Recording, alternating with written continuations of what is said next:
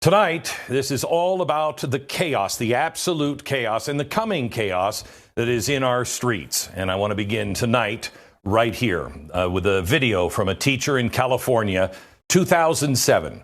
This is a man who is influencing the youth of America. Watch carefully.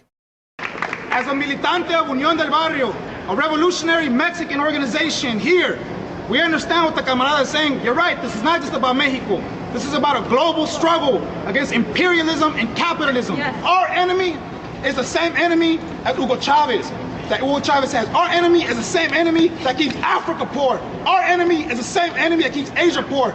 Our enemy is capitalism and imperialism.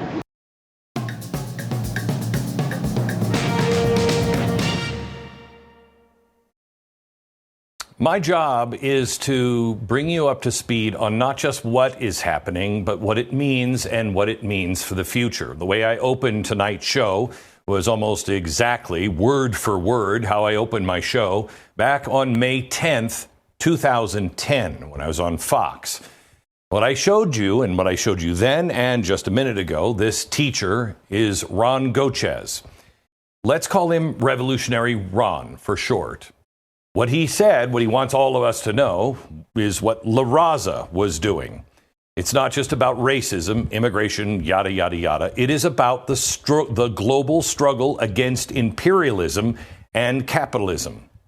An old Revolutionary Ron sound like just a swell guy to be teaching your kids American history. Now, the reason why I'm starting the show like this tonight is because that same guy, Revolutionary Ron, that I warned about back in 2010, has resurfaced in California. He's back in the news. Here he is just a couple of days ago on the far left Democracy Now! Talking about the riots in Los Angeles. Watch. But what they didn't think was going to happen was that the people would resist and would fight back. And that's exactly what happened in Paramount and in Compton, California, where for 8.5 hours, the people combated in the streets against the Border Patrol. And after 8.5 hours of battle, and it was a battle because there were people throwing back tear gas, people throwing anything that they could to defend themselves and to defend the workers that were being surrounded by over 100 Border Patrol agents. After 8.5 hours, the Border Patrol, the sheriffs had to retreat. They had to retreat because of the fierce resistance of the community, and the hundreds of workers that were in the factories around them were able to escape. They were able to go to their cars and go home. Still so lovely, Ron. It looks like you can try to take the Ron out of revolution, but you can never take the revolution out of old Ron. And you can see from the video that Ron is representing an organization called Union del Barrio. Ron and Del Barrio are some of the main organizers on the ground in Los Angeles, rallying street soldiers through social media. And as about a year ago, Revolutionary Ron was still a teacher for the Los Angeles Unified School District. And what does he teach? Of course, history to young, impressionable high school kids. But is that all he teaches? Let me show you again. Here's Ron talking about what he does with his students. And so some of the things that we can do as teachers is to organize. We just have to be really intelligent on how we do that. We have to know we're under the microscope. We have to know that Zionists and others are going to try to catch us in any way that they can to get us into trouble. So I help the students to organize. We go to those actions, and a lot of us here that have been to those actions have brought our students. Is that what you want from your teachers of your kids? So he apparently manipulates them into little teeny revolutionaries. But did you hear what he said? But they have to look out for. It is, quote, those shady Zionists. Wow. These guys are everywhere. This is what is happening truly on the streets of Los Angeles and will happen all across America. It's a blend of Marxism, anti-Semitism, and even Islamism. It is all over the recent insurrectionist uprising. And just when you thought I talked about this dude back in 2010, even today, he has nothing to do with immigration, racism, or any other excuse they would have to light Waymo cars on fire. This is a Marxist uprising, pure and simple.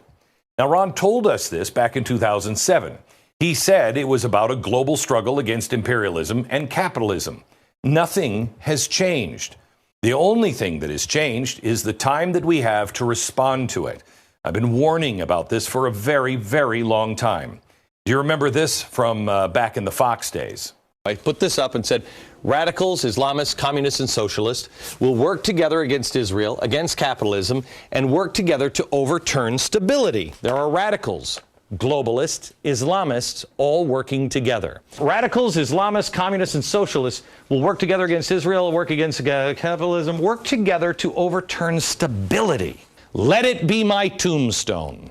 I was hammered for it. Radicals, Islamists, communists, socialists, all working together against Israel? This has nothing to do with Israel. This has everything to do with freedom. Well, take a look around in the news this week. Actually, in the past few months, from building takeovers at universities, assassinations of Israelis and Jews in Washington, D.C., firebombs in Colorado, and now attacks on federal officers in Los Angeles. Marxist, anarchist, radical leftist, Islamist, working together to destroy capitalism and the West. It has now cascaded. Communists and anarchists are working with Islamists. It made no sense to the rest of the world when I said it in the past. Everybody laughed and mocked me. It doesn't matter. I knew that they didn't like each other. They'll just work together because they have one enemy. Now, take a look at this. This is graffiti from the riots this weekend in Los Angeles. It tells us the entire story. Burn prisons and Furera. Out. ICE. Now, there are similar messages that we've seen at other riots, but they're from Marxist groups and Antifa. But I want you to see what they've just added to the middle. IOF, LAPD, ICE. That stands for Israeli Occupation Force. Now, wait, I thought this was about ICE deporting illegals and not criminals. No? Go back to the picture. The inverted red triangle painted above IOF, LAPD, ICE is a symbol used by Hamas to mark Israeli targets. But it was also the symbol used by the Nazis to mark communists and capitalists in concentration camps. So let's just see if I have this right. This supposed riot in defiance of ICE and deportation has elements of Islamicism, anti-Semitism, and communism. Well, yes, this is the Marxist insurrection. And what is happening right now is everything I have warned you about for a very, very, very long time. It is finally here. Now, Revolutionary Ron and Union del Barrio, or Unionistas, like they used to be called, are but just one of the radical Marxist groups allied with Islamists who are right now active in Los Angeles. In fact, there's so many groups active in this Marxist revolution that it has become hard to track it. That is also by design, and they spread the money out. Every day you'll see on the news how another claim of how some random radical leftist group is coordinating people, now all over the country.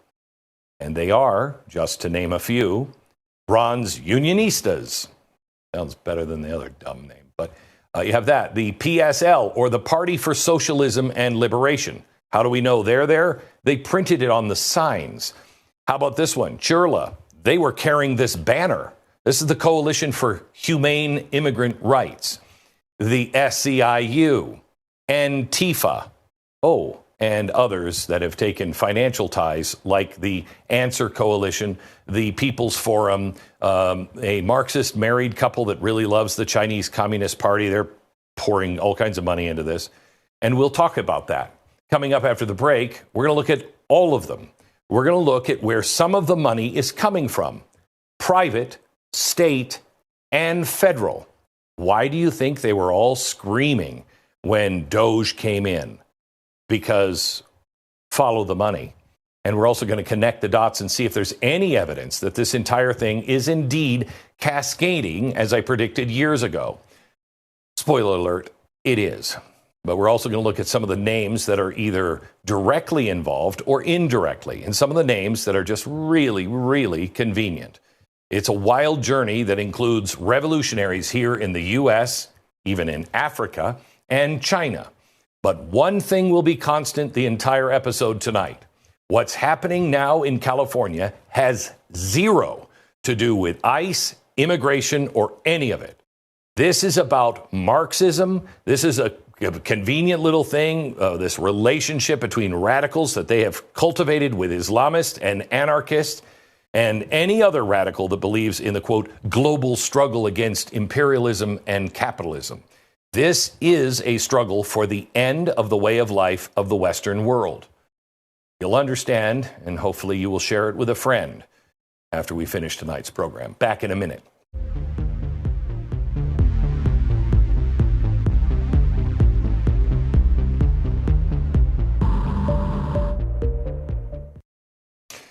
I have been traveling so much, and I haven't shared this with you because, we all have our problems. But I've been traveling so much, my back is just on fire. I just got off the phone right before I went on air here with my back surgeon, and he said, we're kind of running out of things you can do. He said, we just need to get your body to reduce the inflammation at first. And well, I've been taking Relief Factor, and that 9 out of 10 times helps me because it is a drug-free supplement that can help you feel and live better every day, and it reduces the inflammation. I don't like steroids. I don't like any of that. Sometimes that's what you have to do. But for the most part, the 3-week quick start broke the back of almost all the pain in my body. $19.95. In a few weeks or even days, you will feel the difference Relief Factor can make. You don't have to be stuck living with pain. Visit relieffactor.com or call 800-4-RELIEF, 800 the number 4-RELIEF, relieffactor.com, 800 the number 4-RELIEF. The unholy alliance between Marxists and Islamists has moved beyond cascading. It is now spinning out of control. Just a few weeks ago on this program, I asked you, why would the Democrats be supporting all of these things that are not popular with anybody? Any normal people. It's only the radicals, unless you are about to enter a final chapter of your plan where riots will spread and chaos will spread, and you think you're going to win. Now, it's starting to spread across the United States. In fact, the head of Al-Qaeda just yesterday upped the threat. This came from memory, and it is so important. He called for American Muslims to go on the offensive, urging the assassination of American officials like Donald Trump, J.D. Vance, and others. I want you to listen carefully to this quote. Go after them and their families and all those who have any ties or are close to the politicians of the White House. There are no red lines after all that has been happening to our people in Gaza. I told you this would happen as well, that we would start to see things go unstable in Europe and the rest of the world, and that is when somebody would start to say, now, go, go, go, and that the mullahs over in the Middle East would give the signal, it's okay, just start slaughtering people. I hope this doesn't have any effect here or around the world, but I fear it just might. This is the same kind of dangerous bullcrap that American Marxists and anarchists are now co-opting. The American radical leftist activist allegedly confessed to the murder of 2 Israelis in D.C. What was he chanting? Free, free Palestine. Now, it is important to point out here, he actually is not an Islamist, but he does have ties to the same organizations that are all weaved together through funding and association, and they all have the same things in common. Marxism, which Marxism always goes with anti-Semitism, as we've proven to you for the last 25 years. Now, the suspect had past association with 2 organizations, the Answer Coalition, and lo and behold, the Party for Socialism and Liberation. The 2 that were on the streets of Los Angeles this week, and the latter printed up the slick signs for everybody in Los Angeles to use. Notice, Party for Socialist and Liberation, PSL, Answer, and an organization called the People's Forum all have connections either through history, past personnel, and some with funding. A businessman based out of China. His name is Neville Singham. We have talked about him on this program several times in the past.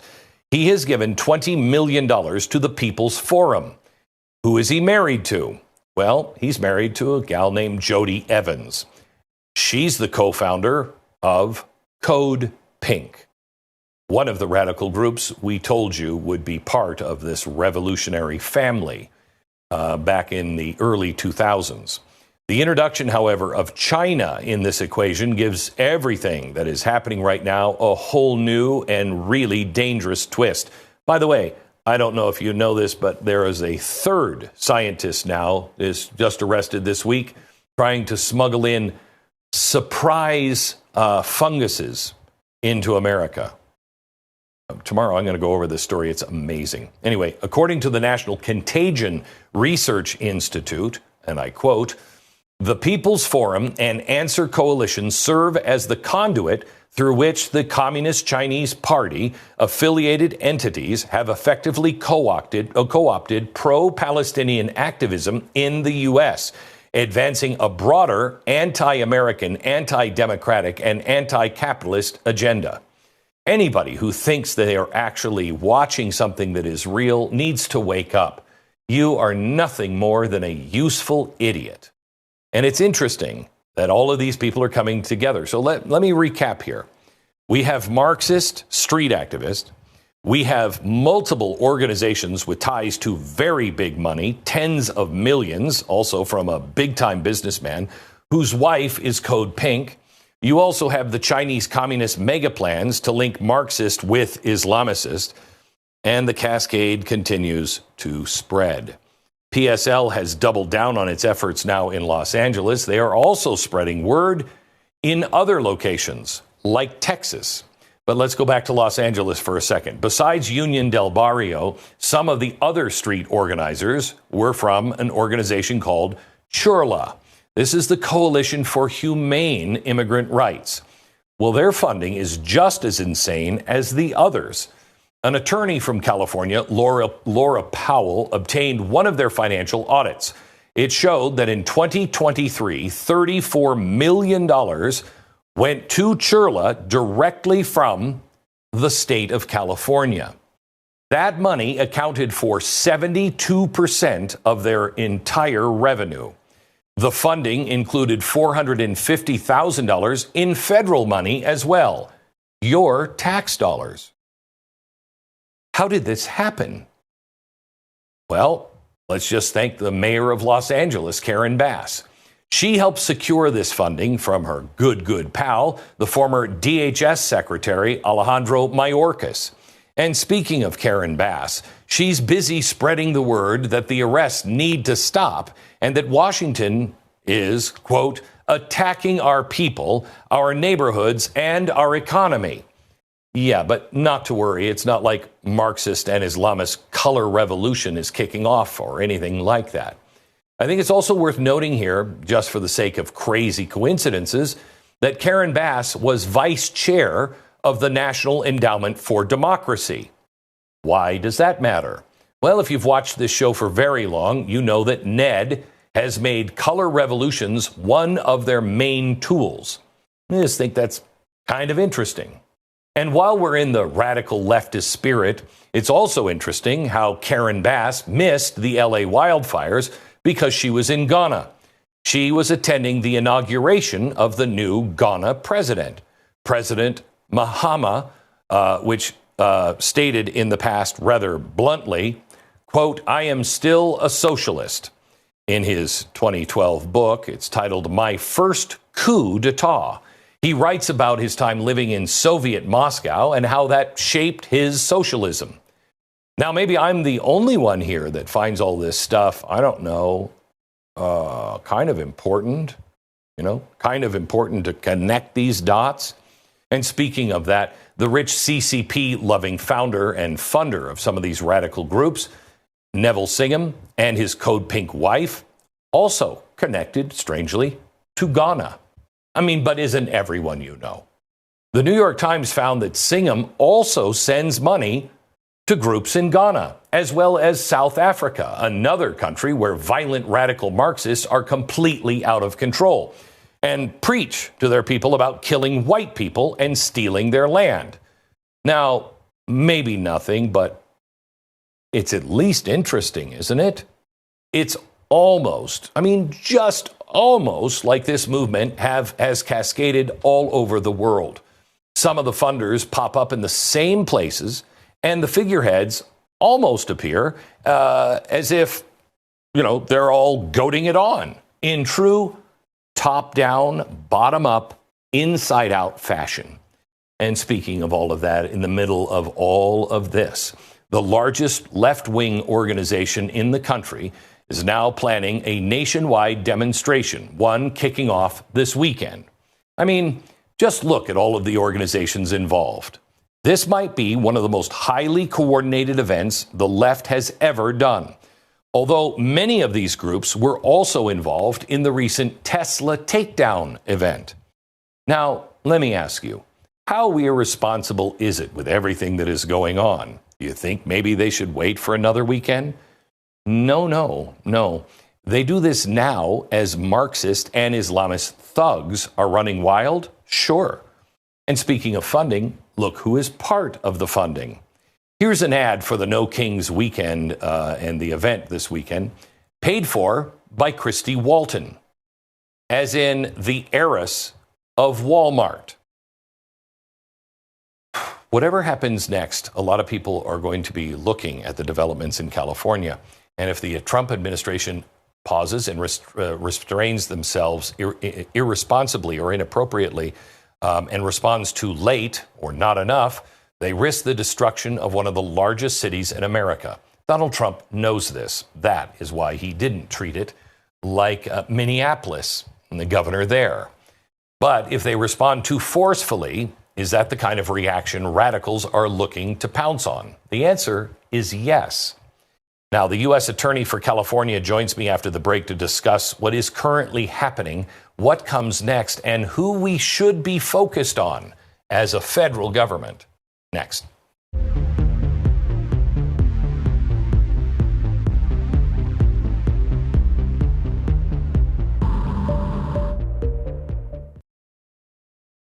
Joining me now is a man who's been on with us before, a friend of the show, Billy Essayli. He was the Republican member of the California State Assembly until earlier this year when Attorney General Pam Bondi appointed him as the new U.S. Attorney for the Central District of California.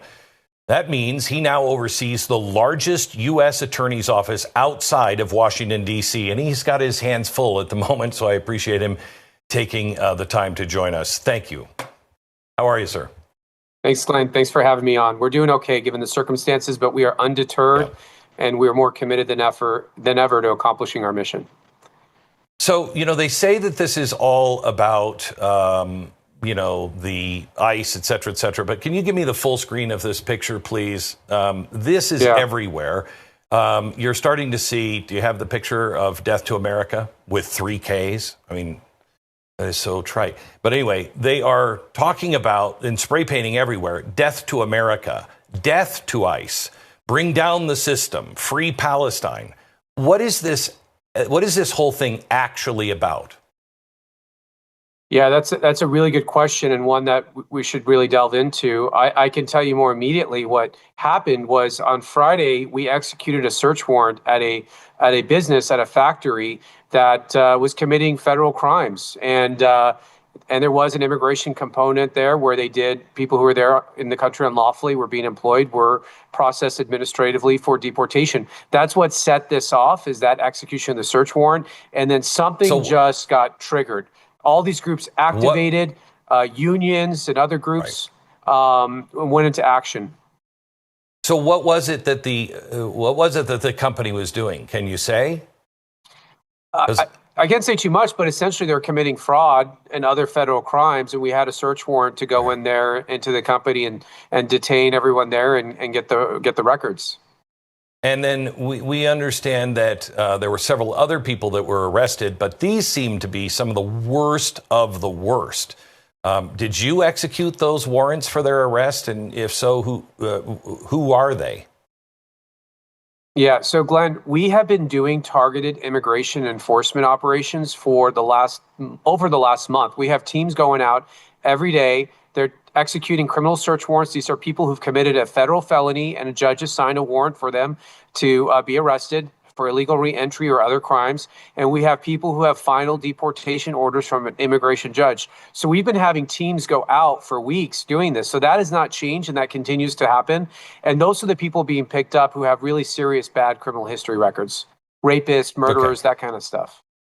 I've read some of their records, and it's absolutely horrific. I can't believe that Gavin Newsom and the left are choosing this time and those people to stand up for. I mean, I guess they just think that we're all Dory, from that Pixar film where she doesn't remember, because the American people remember what is happening and who these people are, and honestly, what the politicians have said in the past.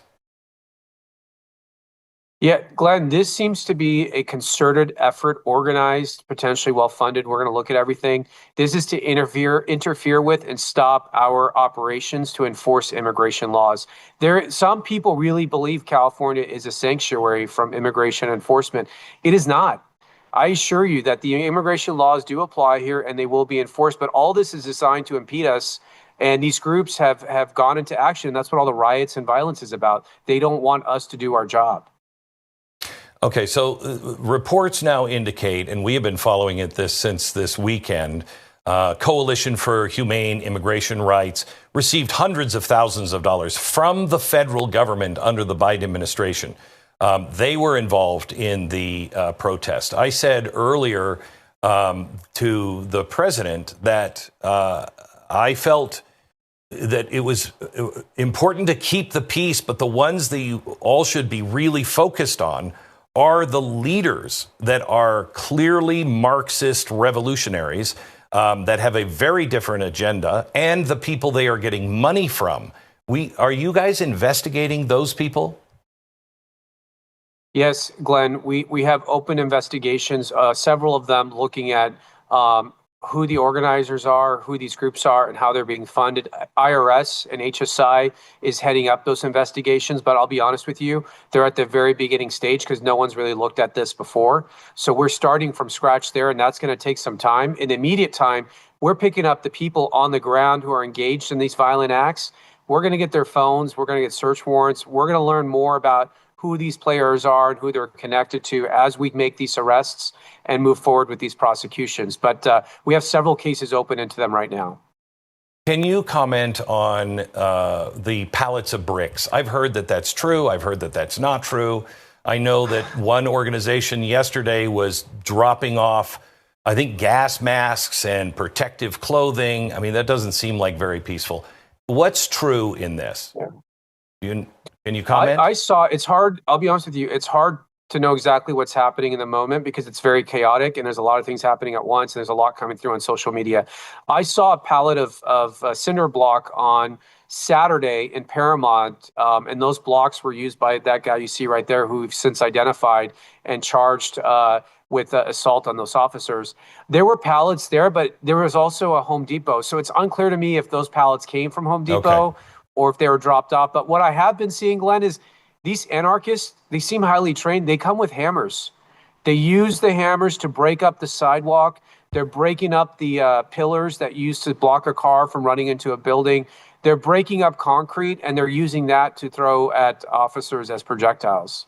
I mean, I will tell you, Bill, I mean, I know you're just getting in, and, I'm sure the FBI has not been, and DOJ has not been looking into these things because, the Biden administration, but we have been looking into them. There are workbooks. There are coordinated plans. We have them all. It's so clearly out in the open that it has been shocking to me for the last few years as we expose them that nobody seems to care about it. Well, perhaps we should connect offline and get that information from you. I'd like to get it to the agents. But I have to rely on the federal investigators to build those cases to bring to my office for charging. Yeah, I know. And just so people know, you're in the district attorney's office, which is different than the FBI. You don't necessarily do the investigation. They do the investigation and then bring it to you, correct? Correct. Yeah, Right. we're the Okay. U.S. Attorney's Office, and we're the ones responsible for deciding what charges to bring and to prosecute the case. But yes, the investigators have to do the investigation. I hope these people get the full force of the law that they deserve.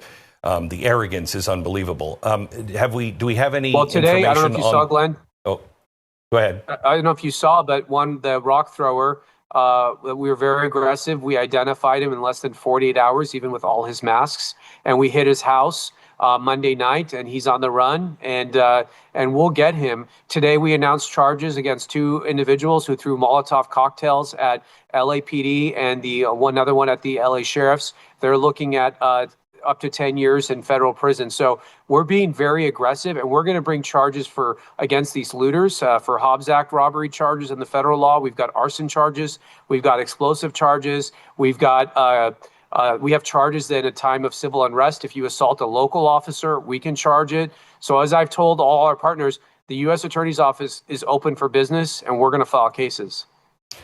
Well, it took the BBC to break the story. Now I think the LA Times has admitted no raid on Home Depot. Does the public understand? I mean, I can't ever get my arms around California. I just don't understand the thinking out there.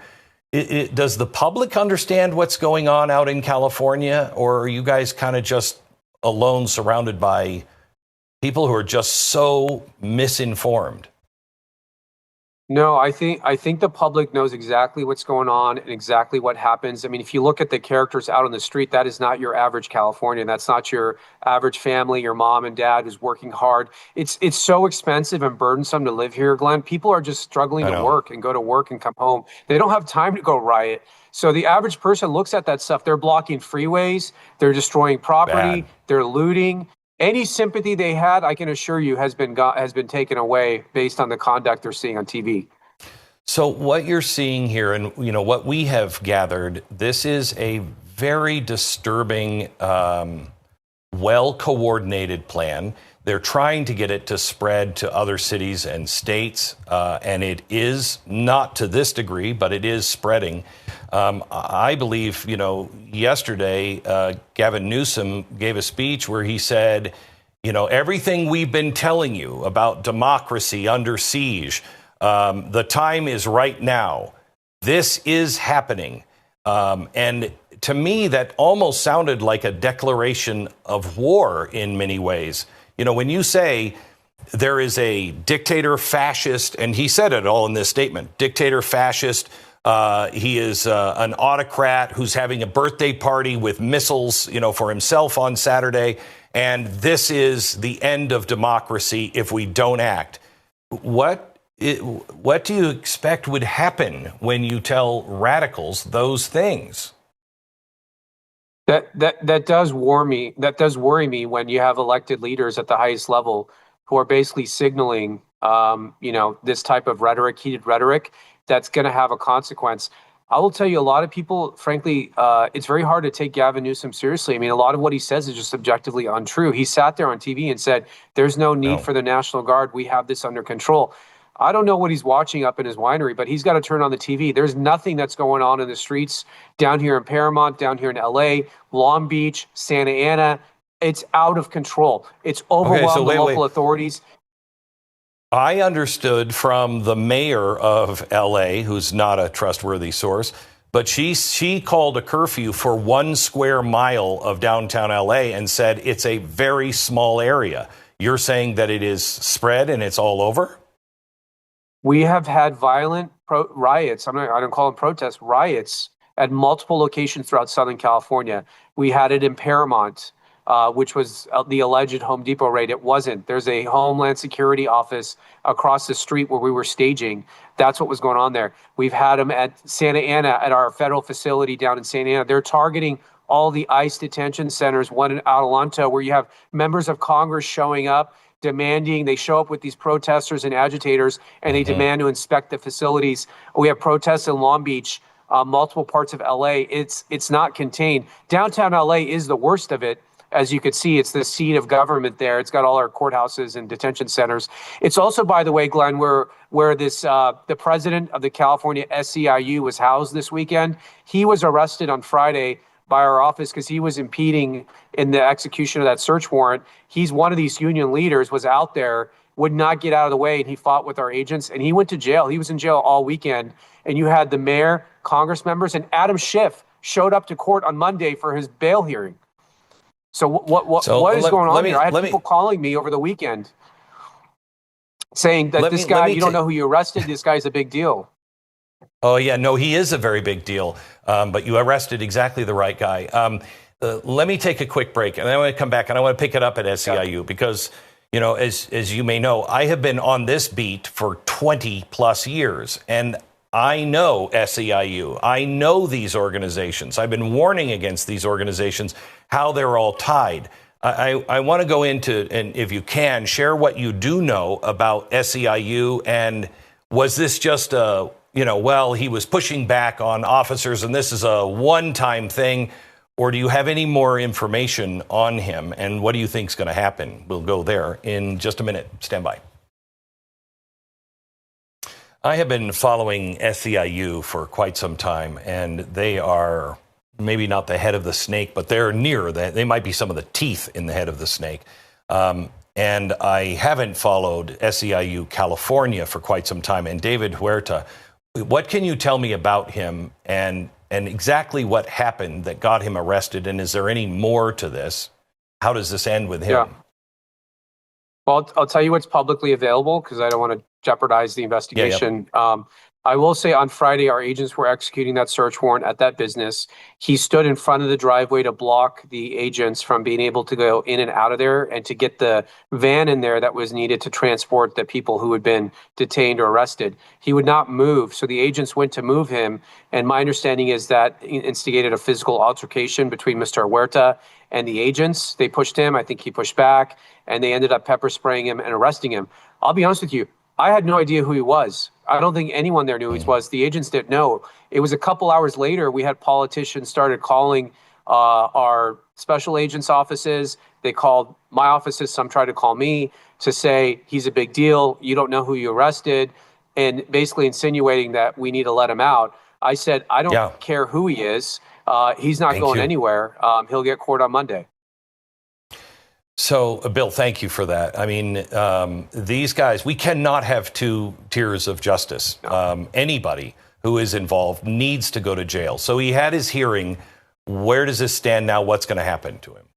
Yeah, so we did execute a search warrant we do have a search warrant, so we'll be going through his phones to see if he was coordinating with others in his activities. He was charged with conspiracy to impede. I believe he was charged with assault on an officer, and we're looking also at conspiracy to impede special agents. So we'll be looking at all that. He will have his opportunity to go to trial and have his day in court. And so that will move forward in the process. He's released on bond, and part of his conditions is he has to stay away from federal agents and operations. Are you concerned at all about making people into heroes? Because we have these. I mean, the left is into some weird hero worship now. You know, you shoot an executive on the street and kill him, and you're a hero. You shoot two Jews on the street, and suddenly you're a hero. We're in really dangerous territory.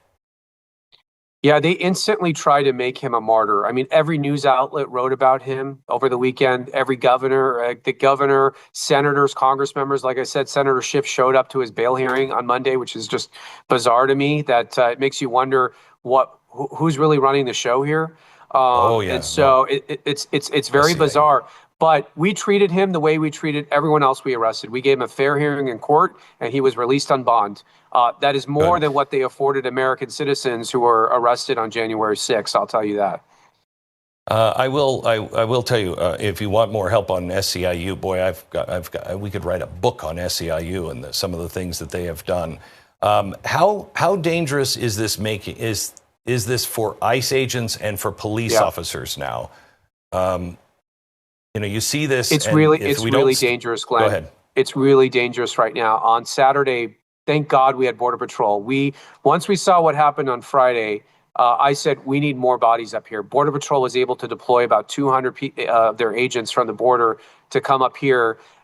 They protected that facility in Paramount, California. They were there for hours fighting back the crowds. They shot off so much less lethal ammunition, gas, pepper ball, rubber bullets. They had to be resupplied by a Black Hawk helicopter in the middle of all that activity. But they did a phenomenal job. But it's dangerous. Thank God the president has deployed the National Guard. They are now out with our agents when they're doing enforcement operations to help protect them and keep them safe. But these people are dangerous. They're throwing projectiles. They're throwing Molotov cocktails. They're violent. They're not good people out there on these riots. I was on, maybe it was Monday or definitely Tuesday, going over, posse comitatus and what the president can and can't do. And to me, it is very, very clear. I mean, the Constitution says the president can send people in for protection of federal property, for the execution of federal workers. So in other words, you've got somebody that wants to serve a search warrant. If they can't control it in the state, he has absolutely a right to do that. And it looks as though he's on very strong footing. Marines are not peacekeepers. We don't train them to be that. I don't want to train them to be that. But are you worried at all that things could get out of hand, or are we really, is Trump doing what I think he is doing, very careful and very specific not to put them in the line of fire? Glenn, I have full confidence in the president's judgment as well as the Secretary of Defense and the way they're operating this. They're being very careful. They're consulting with attorneys. They're training the National Guardsmen and the Marine here on site. I've seen it firsthand. Look, what happened Friday and Saturday demonstrated that it was not safe for us to carry out our operations, and we cannot depend on local and state authorities to help us, mostly because they don't have enough resources. The whole defund the police movement is a real thing. They're understaffed. So if they take their entire police force and they use them to control these riots and crowds and to help us, now you have nobody taking 911 calls and dealing with the assaults and the robberies and the violence in the streets. So the governor should welcome the National Guard to help restore order and peace into our communities. That is the paramount responsibility of government, is to have peace and order in our civilized society. And why the governor rejects that, I don't know. Well, I mean, do you think that is his goal? I mean, he does not want to be embarrassed. He feels embarrassed that the president made this decision without consulting him, and it makes him look like his state is out of control and he's not able to govern. Well, I'm sorry to tell you, it is out of control. LA was out of control. Paramount's out of control, and California's out of control, and he is the governor. I saw something from John Fetterman, who has surprised me time and time again, and he came out and said, this is insanity. This has to stop. Governor Newsom has got to stop. This just, it can't continue to go on. And I mean, if I can, I want to talk to you a little politically, if that doesn't put you in an uncomfortable position. I don't understand the Democrats in California, and really all of the Democrats that are just asking for some of these crazy things. I mean, you don't get reelected if you're for chaos and you're against the things that are polling well with your own constituents. Why won't they get on board? Are they afraid, or because what? Because there's only one party in California. It's the Democrat Party. I mean, they have a super majority and they control everything. And that party, from my experience up in Sacramento, is controlled by radicals. It's the radical organizers and leaders and these groups that fund the politician. And they're afraid. I mean, I'll tell you, I know a lot of politicians, they don't necessarily agree with what's going on, but they won't say it publicly because they are afraid of the radical elements within their party. They're very loud. They're very organized. They're very well funded. Very dangerous. And they keep these politicians in line. And if you step out of line, they smack you down. And that's who's running the show. And that's why you see Karen Bass is more worried about appeasing the rioters than restoring peace and order for the lawful citizens. Yeah, I will tell you that it concerns me a great deal. And that's why I say we have to go after the leaders and the funders and not the street. I mean, we have to go after street activists too, but the ones that are the most dangerous are the ones that have a lot of power in big institutions, including in our own government, local, state, and federal. And if we don't make examples out of them, righteous examples, I don't want anybody smeared or anything to happen to them, unless it's absolute law and order and we use the system the way it's supposed to be used. But we have to start setting examples of people. Yeah. Glenn, look, one of the reasons I wanted to come and be the U.S. attorney is to restore the Department of Justice to what it once was and what it should be, which is it is nonpartisan. We are here to enforce the law, and we need to have that level of credibility and respect with the public. And the way we do that is we follow the evidence. So unlike the prior administration, we do not just put a target up on our political enemies and go find them and get them at all costs. Right. We're going to do things the right way. We're going to arrest these agitators. We're going to see what their network is, what their connections, what their communications are, and we'll build these cases up. We know how to do this. This is what the FBI does, should do, used to do. And under Cass Patel, director, and DOJ, we're going to restore what this department's about. So you have that commitment. Let me ask you one final question, and I know this is, I'm asking you to look into a crystal ball, but are we looking at a flash in the pan kind of moment? Are we looking at a dragged out all summer long? What's your gut tell you about this particular style of what's happening with ICE? My gut tells me that if we continue to surge the resources as we have, I think we can break this, because they're going to see that their mission to disrupt us or to get us to back down is having the opposite effect. We're not backing down, we're doubling down. And that's what the president and the attorney general want to make clear. These efforts are having the reverse effects. So because we acted so swiftly and quickly with the National Guard, and we're going to continue our arrests, and now you're going to see people getting charged, I don't think it's going to continue the way it did in the summer of 2020, where it was allowed to fester and grow into this out of control situation for weeks or months. Bill, thank you so much, and congratulations on your appointment to the DOJ. I appreciate it. Stay safe. Thank you, Glenn. God bless. Thank you. You bet. Tomorrow I'm going to have more on this and more on the connections, and I think we're going to have a long night getting stuff prepared, because I do want to send our information to the DOJ. They need to know the things that we have looked at for a long, long time. The other thing, there's Randi Weingarten, of course, for the teachers union. She's leading something that is very well planned and coordinated and financed, and it is the No Kings movement, saying that Donald Trump is a dictator, and it's happening in Washington, D.C., coincidentally on Donald Trump's birthday, but also the 250th anniversary of our military. And so they're having a military parade. Pray for everybody in Washington, D.C. this weekend. And my question to Randi Weingarten, if you don't have a king, then whom do you serve? We have just put out new T-shirts, No Kings But Christ. I'll explain more on this tomorrow, but you can find it now at glennbeck.com. We will see you on the radio tomorrow. From the Mountain West, good night.